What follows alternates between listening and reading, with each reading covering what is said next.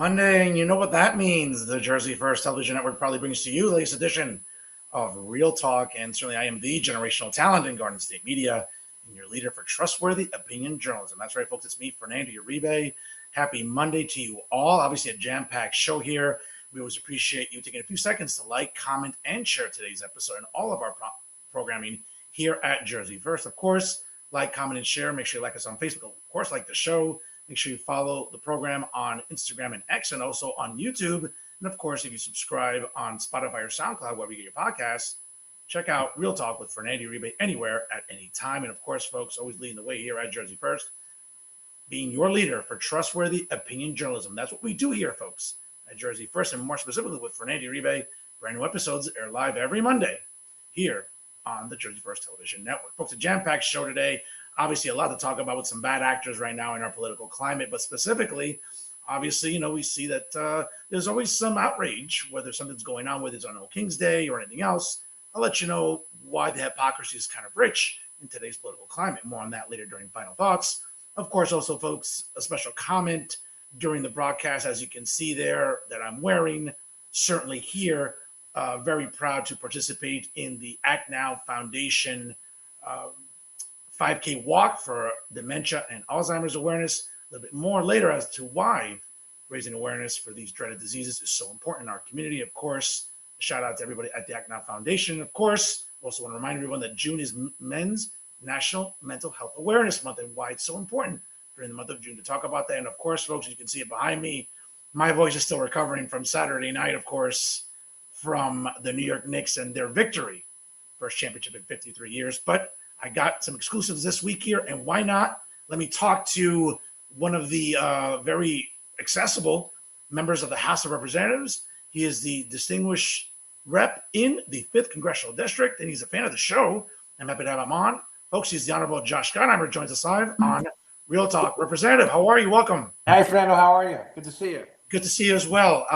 Let's get right to it. I know you've been very active, and I just want to pick your brain about this because you're one of the more vocal Democrats, Representative, when it comes to denouncing anti-Semitism within the party and within sort of the political climate we're living in. But it seems like some within the Democrat Party aren't as willing to do it as you are when it comes to very loud voices on the left, like influencer and podcaster Hassan Piker and others that are sort of making their way into the Democrat Party. What concerns you the most about the rhetoric by him and others right now? Well, first of all, thank you again for having me. Very grateful. Good to see you. You know what? Listen, if you ask me to try to explain this, I'm not sure I have a good answer for you. But I know what's going on right now. We see really hate on both sides kind of rearing its head and extremism. And, I think that tends to attract a lot of clicks. And so you see it from a lot of these streamers now, like Hassan Piker, who I'm sure you've seen his stream. He literally just sits there and says whatever crazy thing comes to his mind. And if it gets him more views, he's willing to say it. And one of his great targets has been the Jewish community. He's called Jews dirty pigs and bloodthirsty pigs, and called Orthodox Jews inbred. So, I think that he thinks this is going to attract more clicks. By the way, same way that Candace Owens on the right does the same sort of thing on her show. And all I know is in the end, it divides us up more as a country. It peddles hatred. It leads to more anti-Semitism. And there's also a lot of, as you probably know, a lot of anti-American hatred buried in there as well. Piker went after and said that America was to blame for 9/11. Right. So you're seeing a lot of mix of this anti-American, socialist, anti-Semitic commentary all mixed together. But Representative, in fairness, though, there are some within, again, your party, because, again, there are Dems in the House, for example, nearby in CD 11, like the newly elected Olivia Mejia. We have a primary candidate winner in CD 12, I think, with Adam Hamaway. Are you concerned at all that potentially these could be colleagues in the House within the Democrat Party in the caucus that have very hostile views towards Israel? Well, I'm concerned with anyone who takes and goes after a core and key ally like Israel that's critical to protecting America's national security. We see it front page right now, with the situation, the conflict in Iran, who is one of our top adversaries in the world. the regime there, who've attacked Americans, said that, as in their banner, death to America and death to the Jews. But this is a regime that for decades now has targeted Americans, killed Americans, attacked our bases, attacked our allies, supported terrorist organizations like Hamas and Hezbollah, Palestinian Islamic Jihad. They've had a nuclear program, a ballistic missile program, a drone program, and again, gone after Americans. So, I'm concerned when anyone, I don't care which party they're part of, peddles in supporting those who seek to do us harm. And obviously, listen, there's some of my colleagues now that I'd really like to get some more understanding and some answers on some of their comments and associations. Representative, I mean, again, obviously the midterms are coming. I know Democrats feel like, using a sports term here, the wind is to their back, as we all know that during a lot of midterms, the opposing party tends to have a really good, not even a puncher's chance, a really good chance of winning the majority in the House. I know your district is fairly blue. I know you're one of the more accessible representatives in the House here in New Jersey, especially in your district, though. How do you feel about your body of work thus far in seeking another term in the 5th Congressional District? I feel great about it. Listen, and I appreciate what you said because, I feel like the number one job of somebody who does what I do is to be a representative, to fight hard for the people that you represent, right? And I'm very proud in Northern New Jersey to represent about 850,000 people. And I feel like whether you're a Democrat, Republican, Independent, my job is to get your back and to do everything we can to lower costs and make life more affordable for you, get taxes down, make sure you're safe, which is why I always support law enforcement, first responders. Last week, we were able to claw back from Washington $8.5 million to make sure that our local cops are able to, have the resources they need to protect everyone during the World Cup, all the visitors, all people from Jersey, all the teams coming in. So we're able to do that. And, when I fought for things like helping get the infrastructure bill done and the Gateway Train Tunnel, which is getting built now, get built, whether I'm helping veterans or whatever the issue is that I'm fighting to help people on, I don't worry about what politics you are. I worry about making sure you live here. My job is to fight for you and to fight hard for you. And I think that's the job. And I really make sure that I'm out there and accessible to everybody. And I may not always agree. You may not always agree with me. That's okay. But I'm going to be very clear with you about, why I think it's best for us. Representative, I mean, I've always looked at you as a very center-left Democrat. Obviously, that's a staunch contrast to many nearby, whether here in Hudson County, where I live in CD8. My representative is Rob Menendez, obviously nearby. As I mentioned, we have Annalena Mejia, we have Nellie Poe, we have Monica MacGyver, as you go a little further south. I mean, how do you find a way to coexist with members of the party within the House that, I mean, to be fair, I mean, hold very different views from you, whether it's about spending, whether it's about infrastructure, or as I mentioned, even about immigration? Well, listen, I think there's things I agree with my colleagues on. There's times I disagree. What I have found, Fernando, what I found most useful, actually, whether it's in my own delegation in Jersey or with other people in the party or in the Republican Party, you got to sit down and talk to folks, right? The most important thing you have to do is actually engage. And, you're going to find places where you agree. There's going to be places you disagree. But the question is, are you willing to work with people and to get something done? Now, listen, some of my colleagues have a viewpoint of like, listen, if I don't get everything I want, I'm walking away. I'm not interested. I just think that's not the way to govern. If you walked in my office, you would see a bunch of bills on the wall. Some of them that I got signed under, passed into law under Donald Trump, the first term, this term, some under Joe Biden.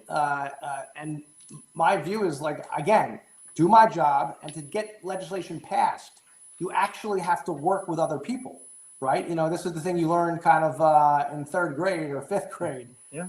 To get a bill into law, you got to get it out of the House, the United States Senate, and to the president's desk. And you're going to have to work with other people to do that, even if they don't always agree with you. So, I've spent a lot of time developing relationships with Republicans, not just Democrats, working across the aisle. And because I've developed those relationships, I've been able to actually legislate. Now, I scream and yell less than some of my colleagues do, and tweet nasty things against people all the time like some of my colleagues do, but I found what's most important is, can you build those relationships to get stuff done, just like we all do in our lives, right? Whether that's whoever you're married to, or your partner is, or your business, your business partner, or someone at work. Like you can't just walk into the office and scream and yell at the other person and think you're going to be able to get anything done. You actually have to talk to them, and more importantly, listen to what's most important to them, so you can find a way forward. Speaking about listening, obviously your district is very diverse along socioeconomic lines. You have some very affluent neighborhoods in the 5th Congressional District, and some working class. What's been the feedback when it comes to constituent services and talking to residents? Because again, it's a very diverse district. And by the way, I also represent a bunch of Sussex County, which is beautiful.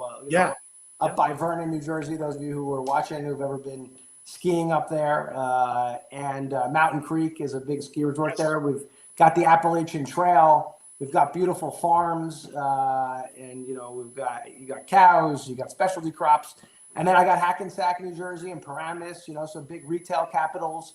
So we got a little bit of everything, and plenty of suburbs. It's really, to your point, which is a really good question you're asking. You kind of have to be able to do everything from milk a cow and understand what's going on in dairy right now, and dairy prices, which are depressed and have been for a long time. And we're also understanding urban issues like in Hackensack that affect people. And that's what makes the job so interesting every day, right? There's no two days are alike. This weekend, by the way, I had this incredible honor of recognizing the 30 newest members of our armed services who are going into the academies next year, because that's part of what we get to do in Congress. Whether you're talking about West Point, going to represent us, or the Air Force, or Naval Academy, or Merchant Marine, they get nominated. You can't believe how amazing these young people are and what they've done to get accepted into our service academies. And you see that and you realize nothing to worry about in our future. We're going to be okay in their hands. Absolutely. Representative, real quick here. I noticed one of the bills you introduced, 8895, really interesting, really caught my eye, about No Rigged Grocery Prices Act. Why is that so significant right now? Even as inflation is going down a little bit, some costs are going down, but why did this really stand out for you, though? Great question. I serve on the Financial Services Committee, on the Intelligence Committee, which oversees our intelligence systems and the agencies. And then I was recently appointed to co-chair the AI Commission. And this last one, so all of these committees give me a unique perspective. One of the things I'm very worried about, when people are facing such high grocery prices and food prices, what people are dealing with right now in these last couple of years, with AI, which has huge potential to do great things, but you also have to look at where the challenges are. One of the challenges is, say you and I both walk into the grocery store at the same time, and they know that you buy bananas every week, right? No matter what, you walk into the grocery store, it knows you buy bananas.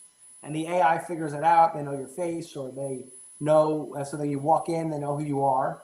And then they go, oh, since he's always willing to buy bananas, I bet I could get him to pay a little bit more than the person who just walked in, who never buys bananas. Maybe if I lower the price a little bit, that person will buy bananas. And you actually go to the shelf, and there's a digital price tag. And as you walk up, one price would pop up. As I walk up, another price pops up.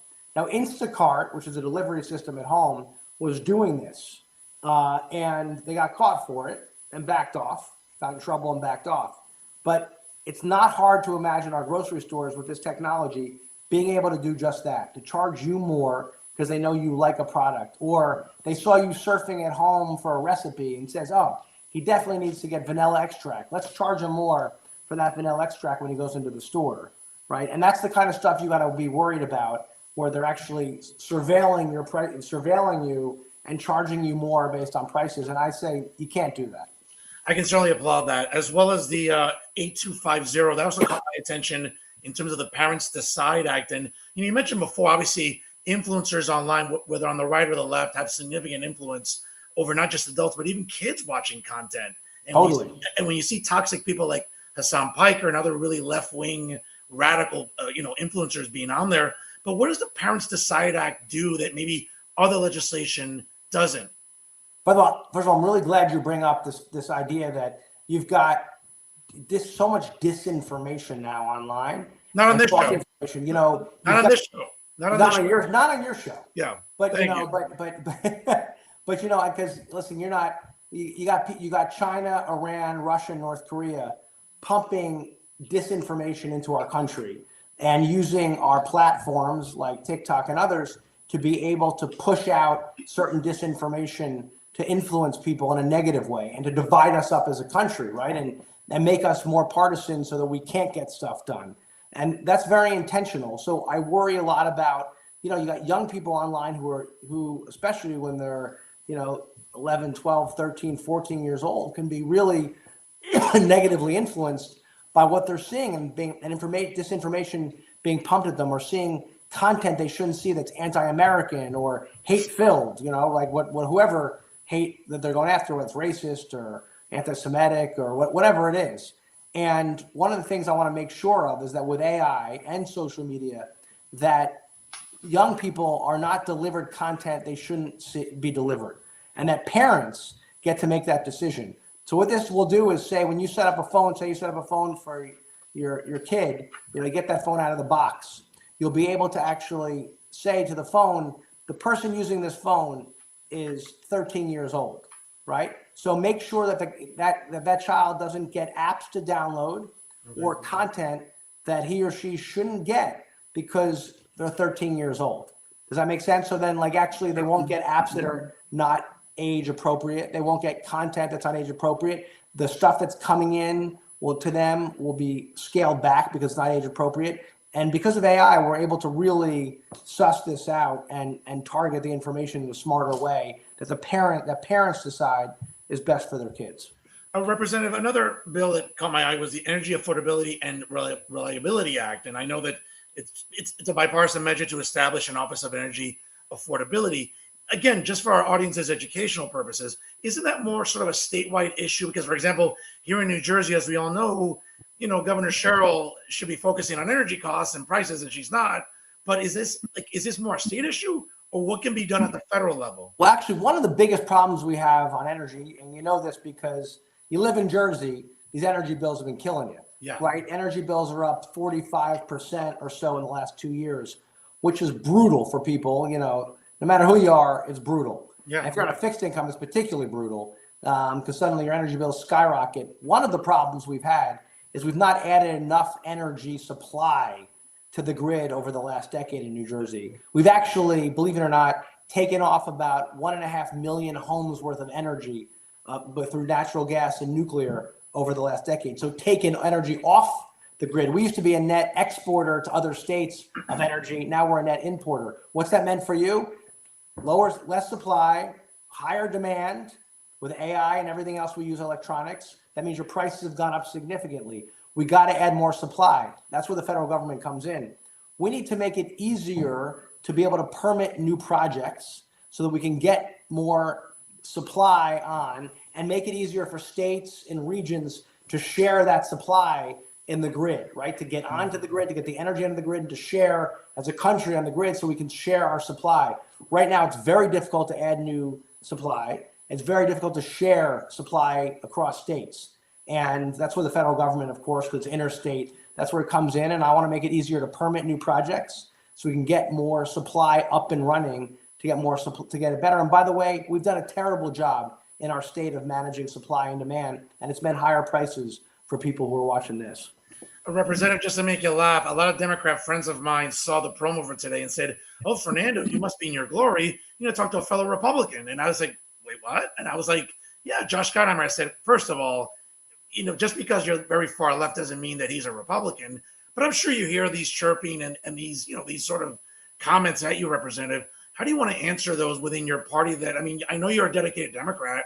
You've run consistently on that record. But when you hear maybe you're not as liberal or progressive as others within the Democrat Party, what's your answer to people that constantly sort of maybe nitpick about your allegiances or where your platform is, Representative?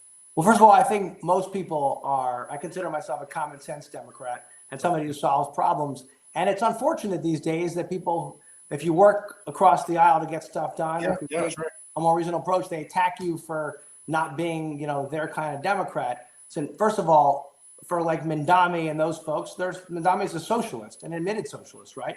And we've got others who run as these democratic socialists, and they're socialists. I don't consider them Democrats. So, they're not in the Democratic Party as far as I'm concerned. People like Bernie Sanders, he's not a Democrat, he's a socialist, right? And by the way, an admitted democratic socialist, so he would say he would admit to that. In fact, he doesn't register as a Democrat. He runs as he's an independent, and is a socialist, not a Democrat. So, I'd say, I'm very proud of the kind of Democrat I am. I think we need a party that's open to everybody, but I also think we need a party that's open to every Democrat. And I think we need to be very clear that, it's not a bad thing to be supportive of, to be a capitalist and want people to be successful, to make sure we protect our communities and support our first responders and law enforcement, firefighters and EMTs, to support our veterans and to really do everything we can to make life more affordable here in Jersey, to get costs down, taxes down, those utility bills down, your health care costs down. I'm very focused on all these things to make, and childcare costs, to make life more affordable for people. And I think that's actually where people are. I was with this 102-year-old veteran today, who was just his birthday, 102 years old. Wow. This guy, you would have been blown away by this guy. And he was just so, I couldn't believe how much energy he had, being 102 years old. And, and he looked at me and he just such pride about our country, and 250 years old, and was talking about celebrating and how excited he was to live in our country and to have served. And that's the kind of, spirit we need more of. Realize we're all in this together. We live in the greatest country in the world, and to be proud of it. And that's why I'm very proud to do what I do. Representative, I know that obviously, the way you believe in bipartisanship, and that's important. Absolutely. I did see you walking with members of the House in your party at Delaney Hall. There's been a lot of different chatter about the Democrat Party, where you stand. You voted for the Laken-Riley Act. Some Democrats have, chastised you for that.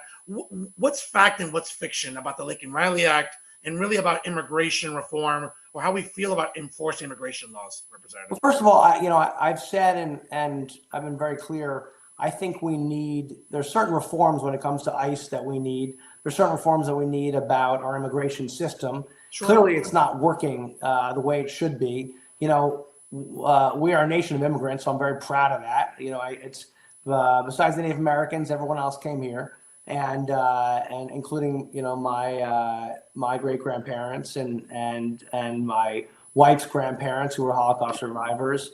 And I want everyone to be able to live the American dream if they come here the right way. And right now, what's unfortunate is there's been this perception that, and I don't know how this happened, that immigrants, for a lot of people, that we don't want to have immigrants in our country. And I think that's wrong. We just want to make sure we have, and this is what I've been working on, you want to have the right reform to do this the right way.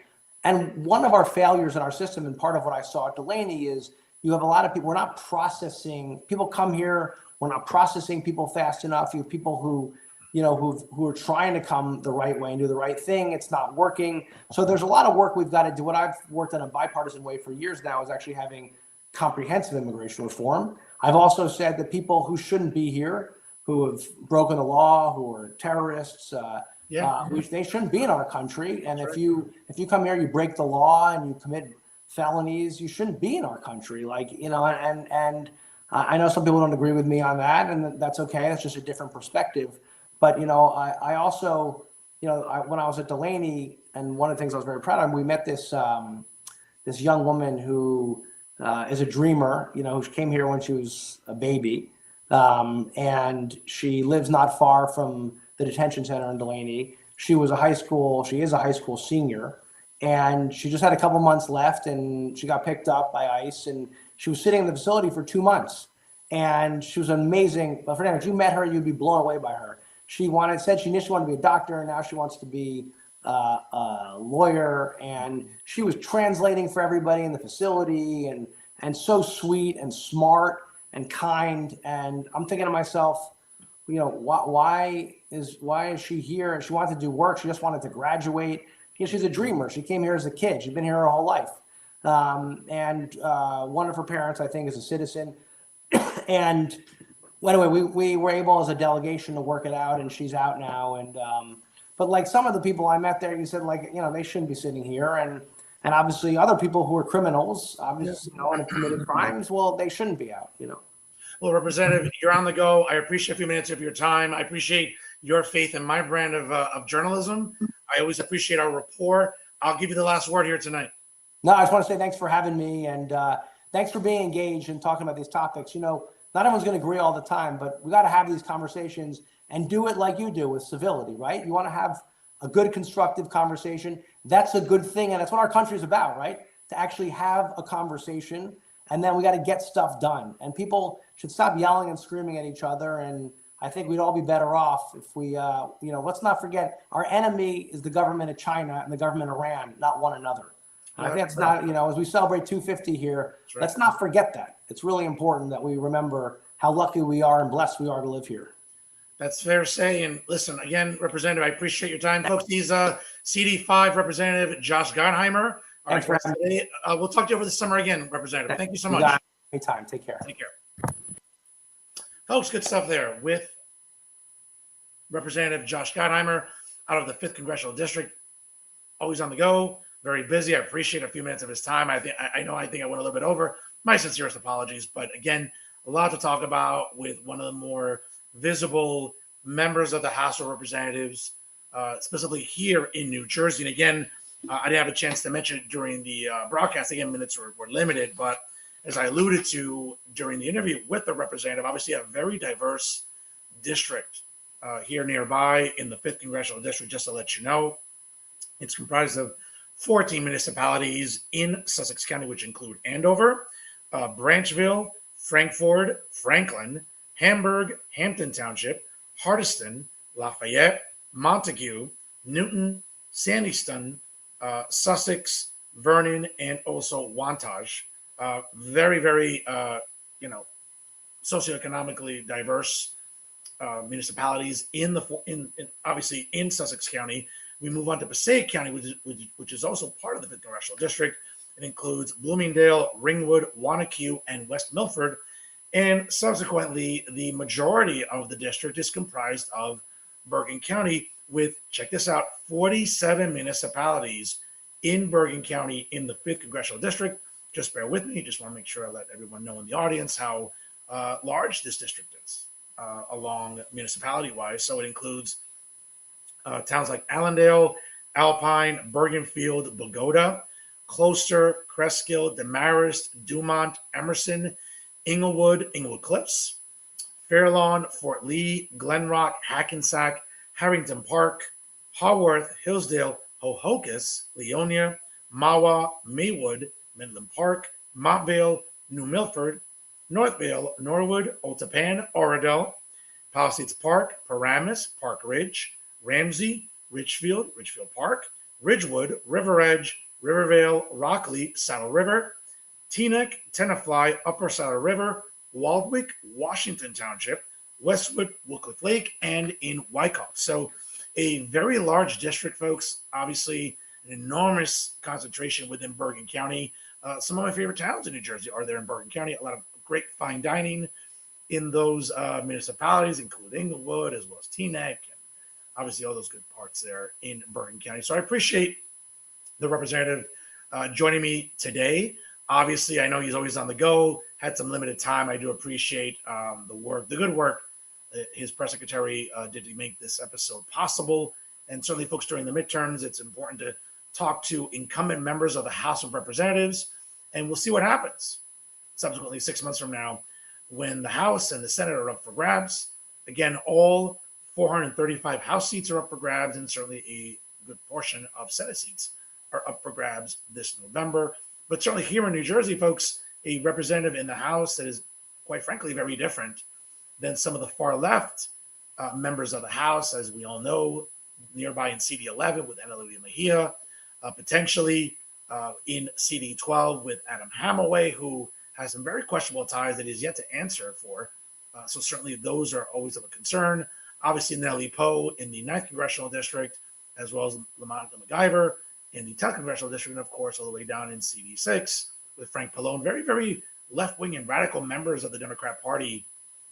They're sort of scattered throughout the state of New Jersey, but not in the 5th Congressional District. And again, I do appreciate the representative's time today. And really, folks, got a lot of questions in there. Certainly, I will make it a point to get the representative back on sometime during the summer, maybe during summer break, and we can get a little more in depth. But certainly, I think the representative made his opinions known about far left radicals like Hassan Piker. And I get it, there's an audience for that, just like there's an audience with right wing podcasters here on this show, folks. And again, I appreciate the representative's kind words here about my brand of opinion journalism, but certainly you're not going to get anything radical on this program. I'm just going to talk about facts. And again, I'm always here to inform, to enlighten, and at times even irritate some of my viewers. That's okay. That's what we're here for on Jersey First TV. So again, I appreciate CD5 Representative Josh Gottheimer for a few minutes today here on Real Talk, and we'll make sure to get him back during the summer here on the Jersey First Television Network. Folks, it's 5 o'clock right here on the East Coast, and it's time for Final Thoughts. And ladies and gentlemen, I've talked about it on this show repeatedly. There is no shortage of bad actors in our political climate, especially here in New Jersey. And of course, you can check out the collage behind me, which again, I like to update regularly. Whether it includes bad actors in journalism, we all know, Prince Valium over there, the editor-in-chief of Insider NJ, Max Pizarro, obviously other useless journalists like Tom Moran and Alan Steinberg, John Van Vliet, Jay Lassiter, people like that, David Cruz. I mean, how can we forget useless journalists like David Cruz? Or Charles Style? Or perennial potheads like Matt Friedman? Or other like do-nothing government employees? We all know, Joy Medidas over there at Woke State University over in Montclair. Maria Rodriguez also working at Woke State University over in Montclair, as well as like very disingenuous and overly performative elected officials. We all know who they are. Katie Brennan in the state assembly, Robbie Balla in the state assembly, as well as clowns like Joe Quintero and Phil Cohen in Hoboken, as well as other activists here in New Jersey, Caleb Burrell, Lauren Albrecht, Amy Torres, Patty Campos Medina. Folks, there's no shortage of drama queens and, the kings and queens of manufactured outrage and just, those that just fixing on performative politics and performative, tantrums and theatrics in our political scene. And there's a lot of them in New Jersey, but there's also a lot in the country. And it got me thinking, reading the, USA Today over the weekend, and an opinion piece there talked about no King's protest or a colossal waste of time. And that's true. Now, yesterday, as we celebrated the 80th birthday of the 45th and the 47th president, what we've seen is a lot of performative outrage when it comes to these no Kings protests. And by the way, maybe everyone was tired from Saturday night celebrating the New York Knicks' first championship in 53 years, or getting ready for, God help us, the Puerto Rican Day Parade in Manhattan, with, what a disaster that can be sometimes, right? But we didn't see that many no Kings protests, which was supposed to take place on the president's birthday, right? But when you read the opinion piece, obviously there's there's some truth there in the sense that where there isn't a concerted effort there about keeping up this energy. But more importantly, folks, I've been the only journalist in New Jersey to really highlight what a colossal waste of time the No Kings protests are. And I've been consistent about that. I can't say the same for other journalists in New Jersey who just seem to, have a part in their pants and just blow a load on themselves about how important it is about no kings and, how we have to protect democracy and how we have to, look out for tyranny and the erosion of our civil liberties and the erosion of our republic. Folks, it's bullshit. It's absolute bullshit. It just is. And I've been the only journalist that's talked about this. And the reason I always look at the No Kings protest as a complete waste of time and utter bullshit, performative bullshit, is because there's an aura and a stink of hypocrisy by those that participate in this bullshit. Okay? And I don't have enough time in the day to name all of the people participating in this performative bullshit here when it comes to No Kings protest, but we've seen them. Here in Hudson County, we've seen, parents indoctrinating their kids into woke bullshit. Okay, we've seen the usual cat ladies and feminists and everybody else that, claims to care about democracy and is so concerned about impending fascism. But again, maybe some of you, maybe you're smoking too much weed. Maybe you're taking other substances and maybe your memory's a little foggy. But here on this show, folks, here we got receipts. And while some of you may have a very short memory, the internet doesn't forget, and neither does Fernando Uribe. So one of the things that I look at when it comes to performative outrage, right? We talk about sort of the performative outrage about everyone, so concerned about what happened on the White House lawn yesterday to celebrate the president's birthday. As we all know, his good friend, the president and CEO of Ultimate Fighting, Dana White, decided to host a UFC pay-per-view on the White House lawn. Now, obviously, there's multiple themes here as we quickly approach the 250th birthday of our United States. And also to celebrate the president's 80th birthday. Again, just to be very clear, right? What's interesting about the outrage is, does everybody forget what the White House lawn looked like just a few years ago when the 46th president was in office? Has anyone forgotten about that? I know I haven't. So the same people that go on social media, again, they're all in that collage I mentioned. Talking about, the president is making a mockery of the White House. Really? You want to go there? The same people that saw drag queens dancing, sometimes naked in front of children, right? Men pretending to be women and flashing their fake breast implants on the White House lawn, or employing men pretending to be women in positions within the federal government, right? Is that the same energy we're coming with? You're concerned about the UFC hosting an event on the White House, which, by the way, was completely paid for. Dana White and the UFC, which operates under the umbrella of TKO. As you all know, that's a corporate conglomerate that oversees the UFC and also oversees WWE. And by the way, $60 million was put up by UFC vis-a-vis TKO. And of course, the setup and breakdown of the set, the ring, and everything else that went into was also paid for by the UFC and TKO. So contrary to people in our social media algorithms, whether it's performative propagandists like Matt Solomon here in New Jersey, or other journalists that'll maybe, have some meltdown about this. Folks, again, all I ask is that you be consistent, especially those on the left, progressives, far left radicals. All I ask is that you be consistent. You can object to certain things, but be consistent about your bullshit. The problem is for many progressives and for many on the left, they're not.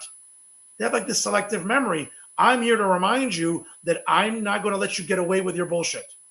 That's not who I am. Okay?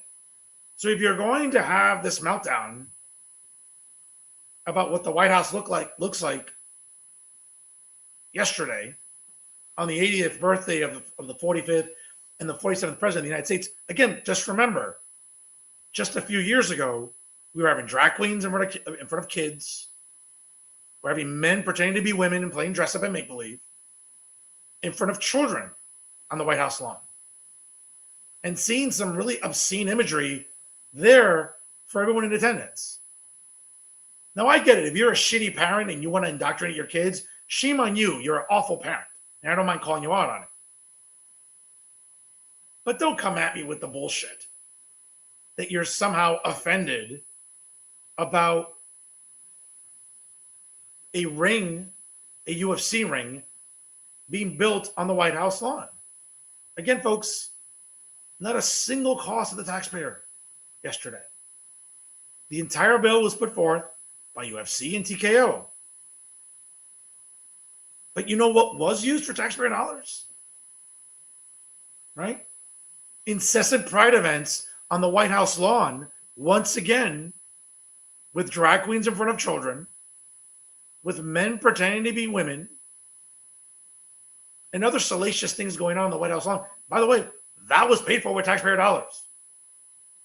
That was a pride event hosted by the White House, by the Biden-Harris administration. Where were far-left influencers in New Jersey? Where was Ravi Bala, who loves to repaint a crosswalk in Hoboken, because he loves his performative bullshit too? Where was he? Where was he during the Biden administration? Oh no, he was too busy in his house, trying to wash out the yellow stains on his collar because, let's be honest, doesn't really take too much pride in his presentation. Or other drama queens and identity hysterics and woke fools that somehow were outraged yesterday, but not outraged during the Biden-Harris administration. Like, again, and we see it in the collage I just mentioned, and we see it at the national level. Whether it's the mainstream establishment liberal media, whether it's academia and higher education, whether it's pop culture, they're all good with all this performative bullshit during the Biden-Harris administration, during the month of June. But you're having a problem about a privately funded event? Folks, if for nothing else, one of the reasons I am infinitely grateful that Donald Trump is the president of the United States right now, as we approach the 250th birthday of these United States. Just imagine a Harris-Walz administration right now as we approach the 4th of July. We would have, God knows, listen, we all know how these ridiculous theatrics were during Pride Month on the White House. So imagine how worse it would have been under Harris and Walz. Just imagine that for a second. Folks, there were some salacious images on the White House lawn during the month of June. Just imagine with, the word salad queen, who'll probably be popping a drink every 2 seconds, and, probably the most effeminate man I've ever seen in my adult life, Tim Walz, hosting events on the White House lawn, apologizing for our history, apologizing for America, and probably more DEI bullshit we'd have to endure as we approach the 250th birthday of these United States. Okay, folks, I'm grateful every day. I don't mind saying it. So again, before you come at me with this performative bullshit about, how outraged you are about what happened yesterday in the White House lawn, you should have been just as equally outraged during the Biden-Harris administration. But let me get back to the no kings bullshit for a second.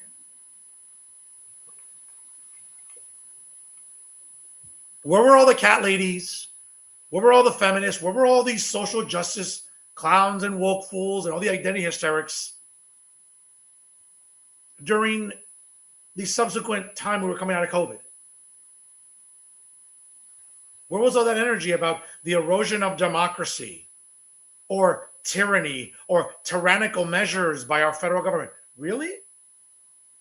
Let me ask you something. Where was that energy when servicemen and women in our armed forces were being discharged because they didn't want to get vaccinated? I'm not vaccinated. Okay? And if you want to be vaccinated, that's your business. I don't care. Okay? But don't come at me with theatrics about it. Okay? You want to get 6, 7, 8, 9 boosters? God bless you. I don't subscribe to that bullshit. And not for political reasons, folks. It's because very simply, I remember as I was 17 years old, just about to turn 18 in high school, many moons ago. Okay? I remember getting a flu shot because that was imposed on me as I was entering my senior year at good old Memorial High School nearby in West New York, New Jersey. Still one of the best urban high schools in New Jersey. Folks, you never forget the adverse reactions when you take a flu shot. And to this day, I still remember it. And that basically was my modus operandi for not getting vaccinated during COVID. Okay. In addition to that, I can just tell you, because I don't mind saying this out loud, because I'm not saying it for theatrical purposes or to be hysterical. No, I'm telling you because it's true. I've survived trips to Vegas. I've survived trips to Miami. I've survived trips to Atlantic City. I've survived spending nights at the Lincoln Tunnel Motel on Route 1 up here in Hudson County. Okay? And if you've spent nights in the Lincoln Tunnel Motel, you know what I'm talking about. Okay? I've survived spending nights at the Belmar Motor Lodge in Belmar, right off of Route 35. Okay? Taking some ladies home that maybe I shouldn't have, but regardless, I've survived all that. I've survived the drinking water at the water fountains at James J. Braddock Park here in northern Hudson County. Okay? I've survived going to Webster Hall. Okay? Hooking up with girls in the bathrooms at Pasha. Okay? And for those of you that know me, I'm not a germaphobe per se, but let me tell you something. Okay, if I've survived all of that, I said I'll survive COVID. I'll be fine. Now, let me be very clear. COVID was a very scary time at the beginning. We didn't know what to make of this. And we know we lost a lot of people because of COVID. And again, my heart still goes out to people because of that. But I remember being vilified for not being vaccinated. I remember being subjected to testing when it came to employment because of draconian, tyrannical measures in blue states like the one I live in here in New Jersey. Okay? So all these cat ladies and all these feminists and all these people walking on No Kings rallies, not so much yesterday, but in the previous ones, and I'm sure there'll be future ones, where was all that energy? Were you calling out tyranny then? No, of course not. Because it didn't suit your narrative. Okay? When it came to police officers and firefighters and EMT workers being discharged from their employment because they didn't get vaccinated, were you okay with that? Were you okay with the fact that maybe you couldn't go dining because you needed a vaccine card? I remember in New York City nearby, after going to see the tree at Rockefeller Center for the first time, because during Christmas time in 2020, New York was really shut down. You couldn't go see the tree. But in December of 2021, I went with my family to go see the tree at Rockefeller Center.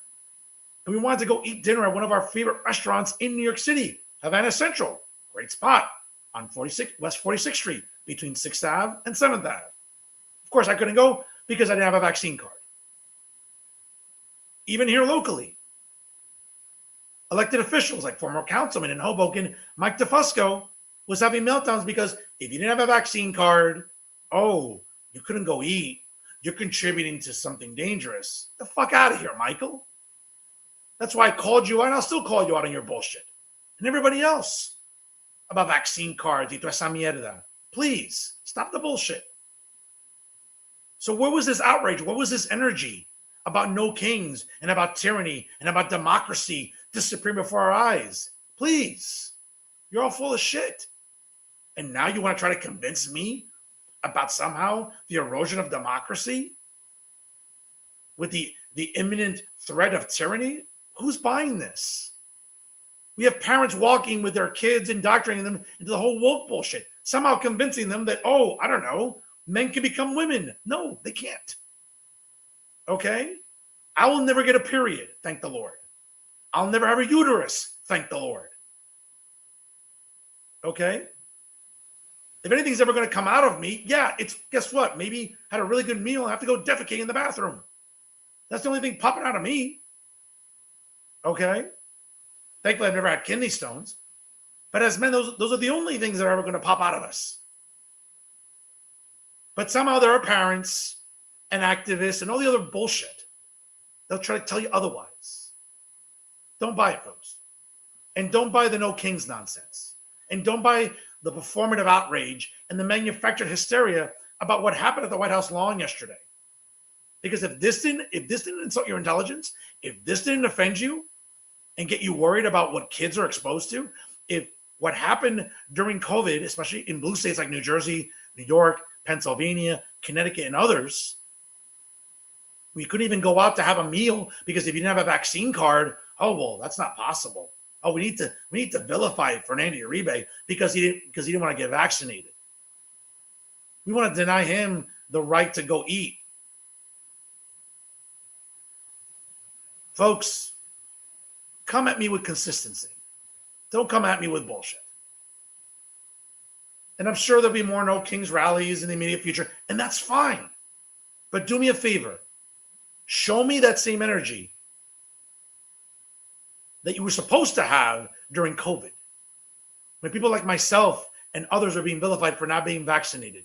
So we couldn't go out and eat, or maybe, we should have lost our jobs, or we had to maybe go get tested on our dollar because somehow you want to live in this manufactured hysteria. I'm not buying it, folks. So a lot of the theatrical nonsense you see at No Kings rallies is exactly that, theatrical nonsense. Because if you were serious about your rights being infringed upon, if you were serious about, hey, tyranny and tyrannical measures being taken by government, if that should have concerned you back then, and so supposedly now it concerns you, it's bullshit. You're all full of shit. And I don't mind calling you out on it. I'll continue to do that because, again, folks, unlike other journalists in New Jersey, see, what I do on this show is practice something very foreign to a lot of the journalists that I like to, roast on this program. A lot of the theatrical activists in New Jersey, a lot of the do-nothing, apple-picking, paper-pushing government employees would like to let you know about on their social media, or elected officials with some of their performative bullshit. No, folks, see, what I have is something that many of them do not have. And you know what that is? Wait for it. It's a pesky 4-syllable word. Integrity. So you're going to come at me about everything I just mentioned about what offends you. Trust me when I tell you, folks, these people didn't have that same energy in the last few years. And that's why I don't take him seriously. I didn't take him seriously then, and I don't take him seriously now. That's the difference between children and adults. I'll be the adult. I'll keep laughing at the children because we're not the same. And those are my final thoughts.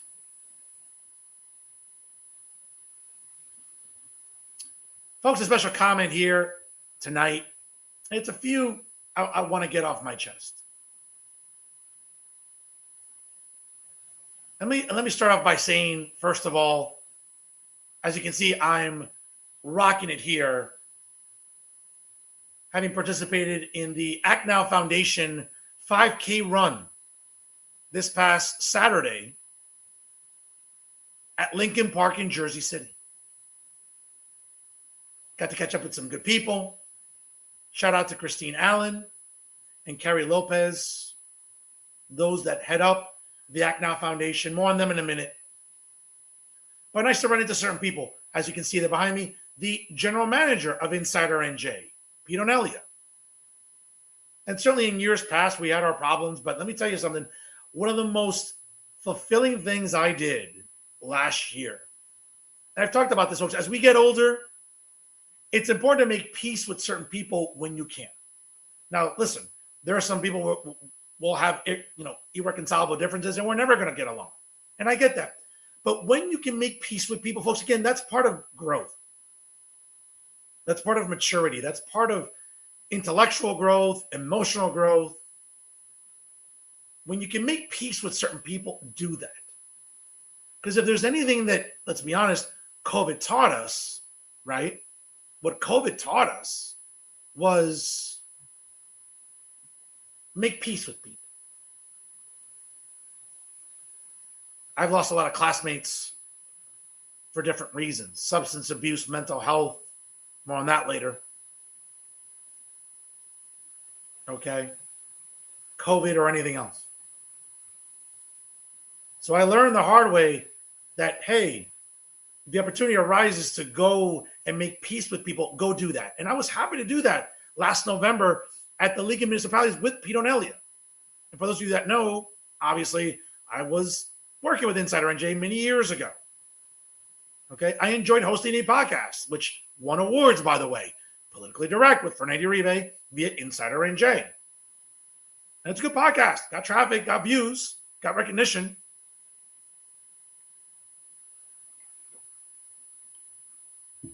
But one of the things I enjoy about the League of Municipalities is obviously, besides being Fernando and going to open bar parties and mixers and pissing people off, which I've done for a very, very long time. But one of the things that just felt right was to make peace with Pete last year at the Insider Party inside the Tropicana Casino Hotel at the Cuba Libre restaurant. And we're men and we talked, we shook hands. We both admit we could have done things differently, but that's what maturity is about. I was happy to give him a hug and shake his hand and say, hey, man, I don't got a problem with you anymore. Pete was happy to oblige the same. Now, did I promise him? Again, and I had, I'd taken some liberties and directed some jokes at the expense of Pete over the years after our falling out a few years back with Insider NJ. But I made it a point to say, Pete, my problem isn't with you. My problem is like with the other incompetent people, like, fucking retards like Max Pizarro, the editor-in-chief, Prince Valium. Folks, watch Spaceballs and check out Max Pizarro next time you see him on TV. It's the same haircut. Trust me when I tell you. Or other useless people like Jay Lassiter, who, let's be honest, does he even work anymore? Lighting up a bong and smoking weed all day. That's not really work, but again, that's subjective. Or other people like Alan Steinberg or John Van Vliet with their bullshit columns. Again, shout out to Fred Snowflake, who I still love, man, and adore. He's a worker.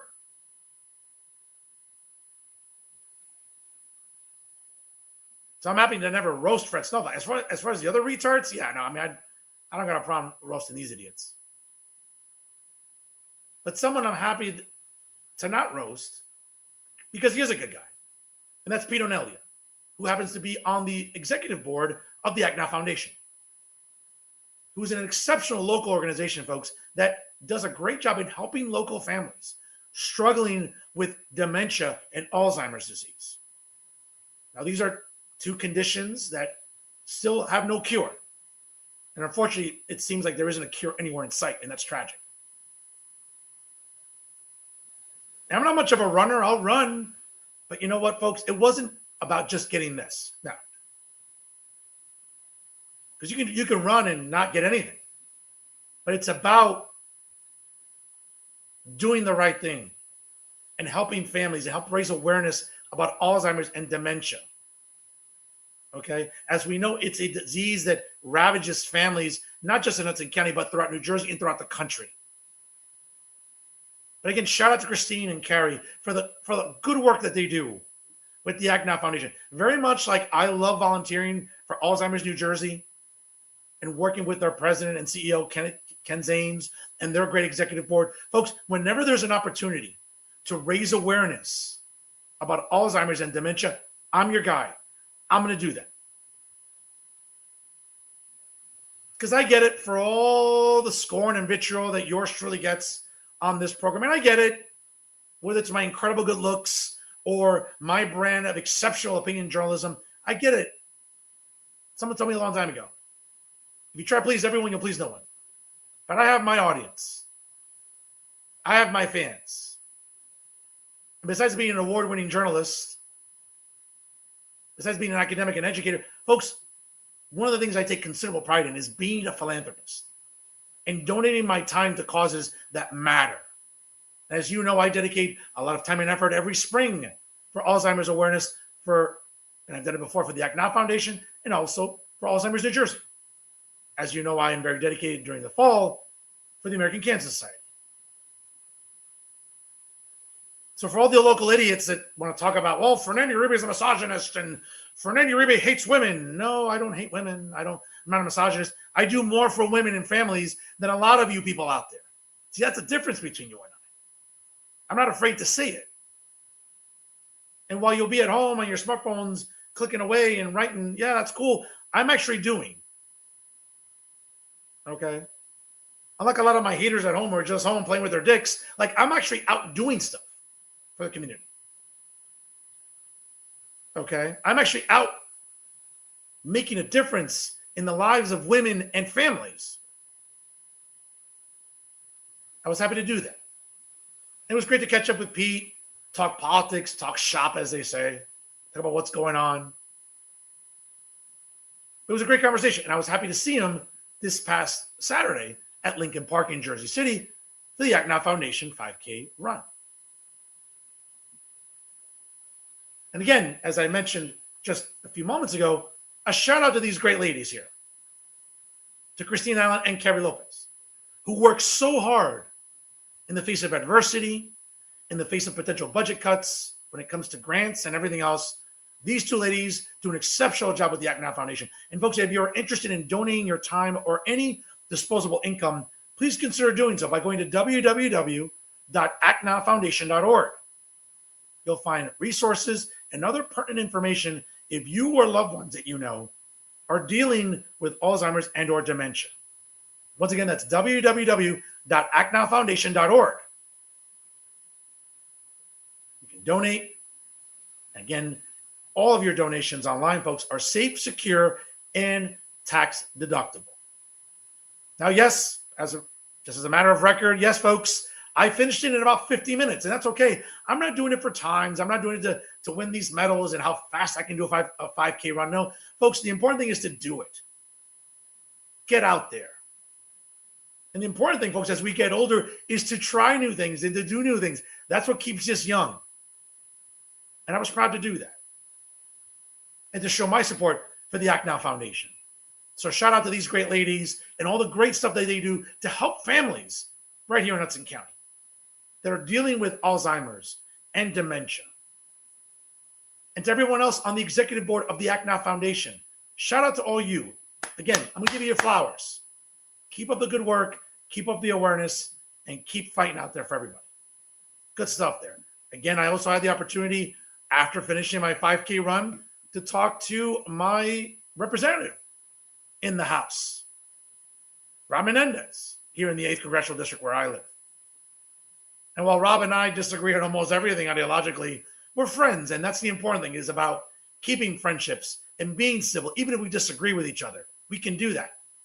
And I appreciate the kind words the representative in the 8th Congressional District bestowed upon me after crossing the finish line.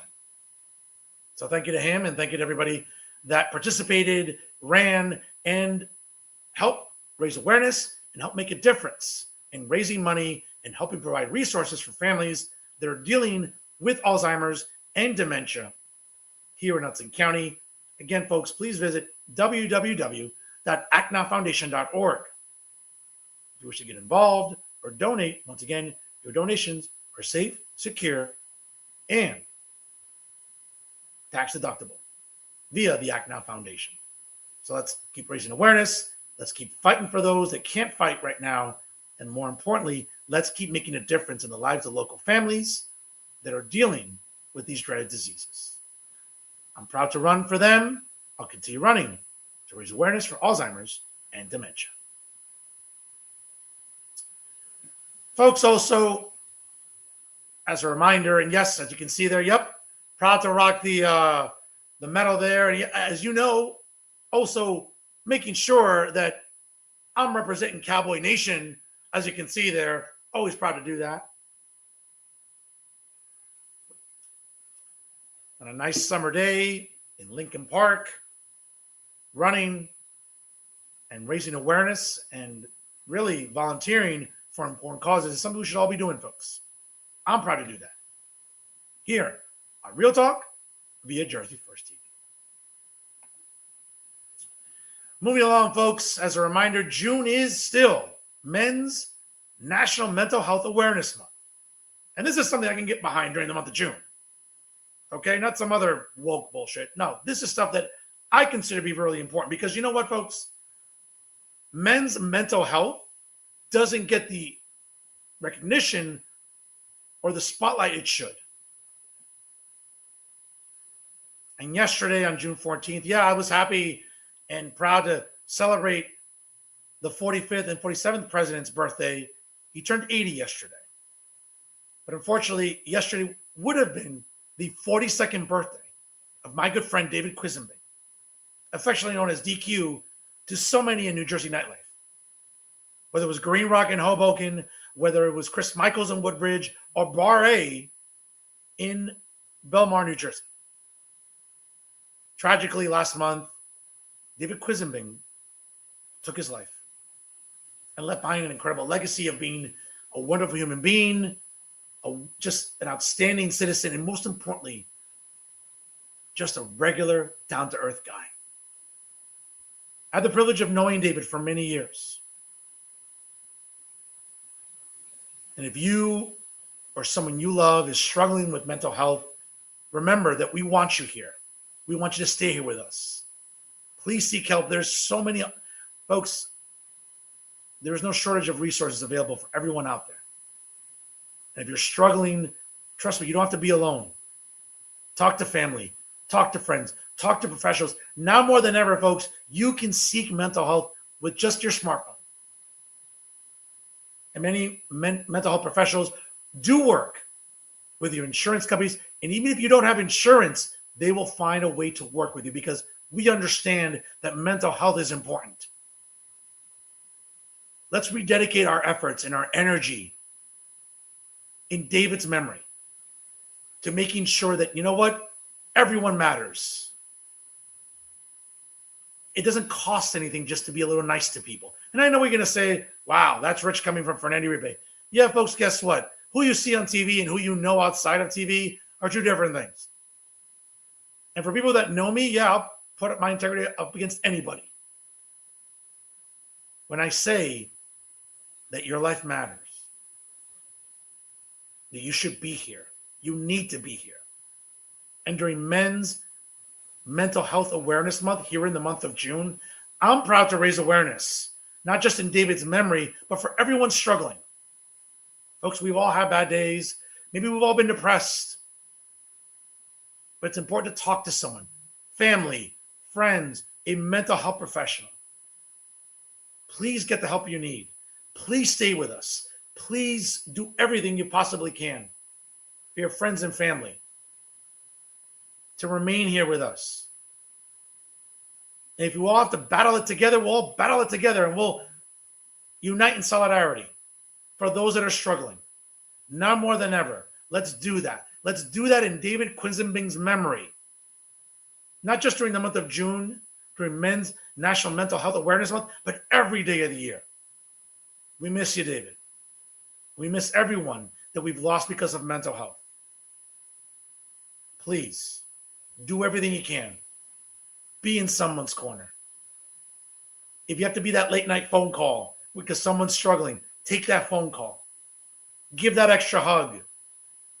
Say that extra I love you, whether it's on text or email, in person, or on a phone call. Do that, folks. It makes an enormous difference.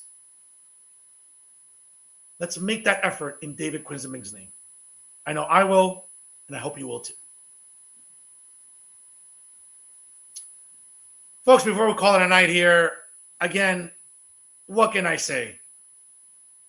53 years is what the city of New York had to wait to see the New York Knicks win an NBA championship. Not since the days of Richard Nixon as president. Not since the days of the rise of the Oakland Athletics in Major League Baseball. Folks, June of 1973. I wasn't even born, and a lot of you weren't born either. It was the last time many of you saw the New York Knicks win the NBA Finals. And we saw that this past Saturday night in San Antonio when the Knicks decisively won 4-1 in the NBA Finals to secure the franchise's third championship. And for a lot of us that, hey, I grew up a Knicks fan, as many of us did. And sure, my basketball fandom has evolved over the years. That's fine. But I remember the heartbreak of 1994. I remember the heartbreak of 1999. and to see the joy and the jubilation of so many Knicks fans in San Antonio in that building, for the millions of New Yorkers flooding the streets in Manhattan, in Queens, Brooklyn, the Bronx, Staten Island, New Jersey. Folks, it was a special moment this past Saturday night. Shout out to Marcelo, the management, and the staff at the Highwood in Weehawken, New Jersey, being there. Shout out to Israel Nieves, retired Jersey City police officer and council candidate and a big Knicks fan all to his own. What a great crowd at the Highwood in Weehawken, folks. And if you're looking for a great nightlife destination right near our light rail stop, the Port Imperial stop, right near our ferry terminal, plenty of parking located inside. Folks, the Highwood in Weehawken, New Jersey is a destination in nightlife that you don't want to miss. It was a lively crowd, a good-looking crowd, by the way, too. But let me tell you, appreciate you being able to get in along with my production assistant, as you can see there. But what a great venue, what a great vibe, what a great atmosphere this past Saturday at the Highwood in Weehawken, New Jersey, as the New York Knicks won the NBA championship. Folks, historic indeed. Folks, before we call it a night here again, just want to send a reminder, you've seen it on social media. Again, as a reminder, and folks, what an iconic photo. Back in 1973, to see the captain, Walt Clyde Frazier, along with Bill Bradley and Dave DeBusschere and Willis Reed, as they beat the Lakers at Madison Square Garden. What an iconic way to replicate that historic picture. Congratulations to the captain, Jalen Brunson, to Karl Anthony Towns, to Josh Hart, to Mikal Bridges, to OG Anunoby. Folks, maybe not the best team on paper, but they were a team. They played together and they won together. For all the talk about Jalen Brunson not being big enough, not being tough enough, folks, all those questions were answered last Saturday, as Jalen Brunson gave the performance of a lifetime in a closing game of the NBA Finals to win the Bill Russell NBA Finals Most Valuable Player Award. Historic moment, folks. An historic picture. An historic day for everyone in northern New Jersey, in New York, in Connecticut, anywhere across the U.S. For our fan base, our roots, for the New York Knickerbockers. Congratulations to the New York Knicks on winning the 2026 NBA Finals. I'm sure I'll see many of you this Thursday in Manhattan for the parade. And where else would you want to be on Thursday, if not in the Canyon of Heroes? Folks, special reminder here, and I do want to give a special thank you to Duran Entities for partnering now with Real Talk with Fernando Uribe via Jersey First TV and Fernando Uribe Media. Again, folks, we are in the middle of World Cup fever here in New Jersey and all across the United States, in Canada, and in Mexico. If you want to find a spot to watch all the great World Cup action, folks, do so at Son Cubano. Great watch parties located at 40-4 Riverwalk Place along the waterfront in Westchester, New Jersey. You can catch watch parties throughout the month of June, going to July in the World Cup final as well. Folks, catch it at Son Cubano in West New York. You can also catch it at Ventanas, 200 Park Avenue in Fort Lee. Nearby parking is available. Valet parking is available at both venues, folks, as well as at Solas in downtown Jersey City.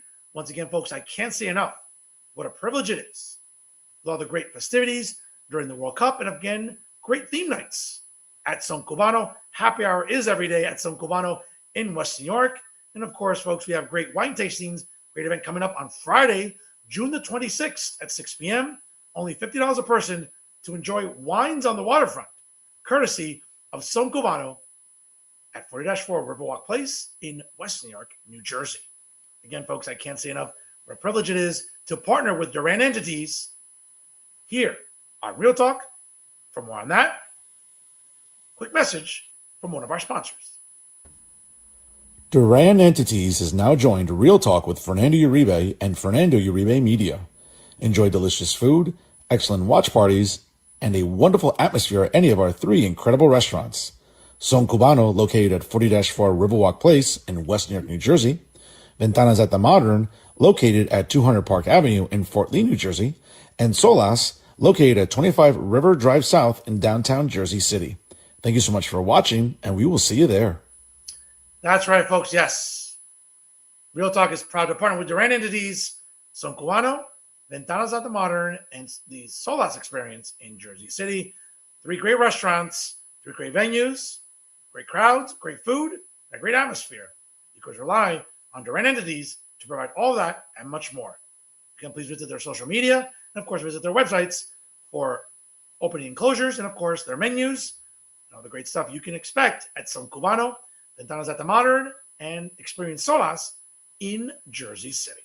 Thank you to them for sponsoring Real Talk with Fernando Uribe via Jersey First TV and Fernando Uribe Media.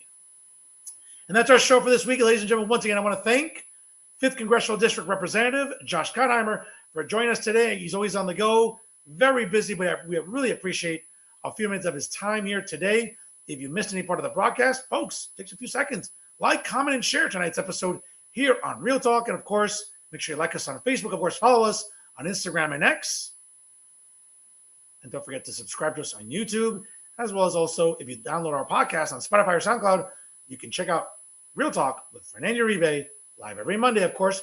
Check your local listings for start times here on the Jersey First Television Network. Once again, ladies and gentlemen, always remember it's unbiased, unfiltered, and unafraid. It's Real Talk right here with the Jersey First TV. I'm here to inform, I'm here to enlighten, entertain, and even irritate here every week on Real Talk via Jersey First TV. Once again, ladies and gentlemen, I am the generational talent in Garden State Media, and certainly your leader for trustworthy opinion journalism. That's right, folks. It's the most handsome face that runs the place. It's me, Fernando Uribe, saying so long, folks. Please party responsibly. Enjoy the FIFA World Cup. And, folks, again, a lot of great stuff coming up in June. Here, as next week, next Monday, we'll have the director of the Rebovich Institute for New Jersey Politics, Micah Rasmussen from Rider University, joins us live next Monday here on Real Talk. Folks, enjoy the rest of your week. And certainly, let's go Knicks. I'll see you all this Thursday at the parade in the Canyon of Heroes. Folks, enjoy the rest of your week. And once again, thanks for stopping by and stay classy, everyone.